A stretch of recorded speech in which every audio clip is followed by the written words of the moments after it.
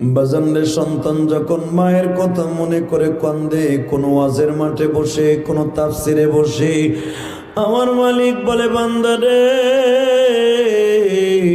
তোর চোখের পানি যখন দেখি আমি মালিক আর সহ্য করতে পারি না।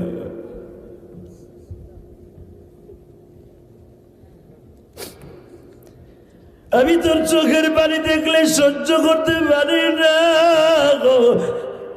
কেন আমি তোরে কাদার জন্য দুনিয়ায় পাঠাইছি, হাসার জন্য নয়। তুই যখন কাঁদোস আমার কলিজার মধ্যে ভালো লাগে।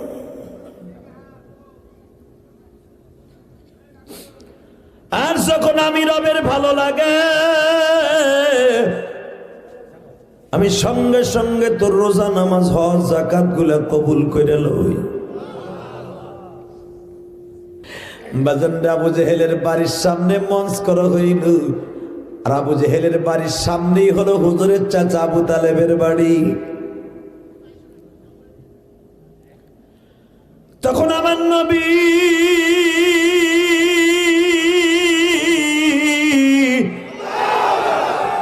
শ্বশুর বাড়ির থেকে আবু তালেবের বাসায় এসে ঘুমাইতেছে। বাবা,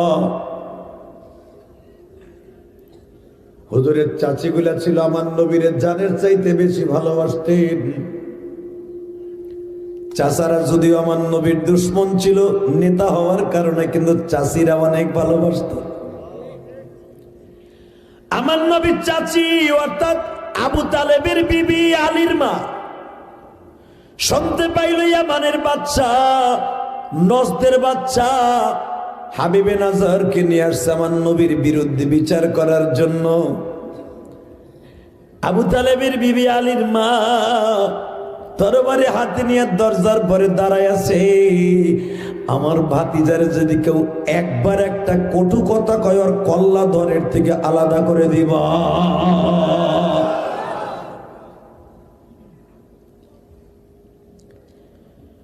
বিচারের আগে আমার বিশ্ব নবীর কাছে হুজুরের চাচি গেছে।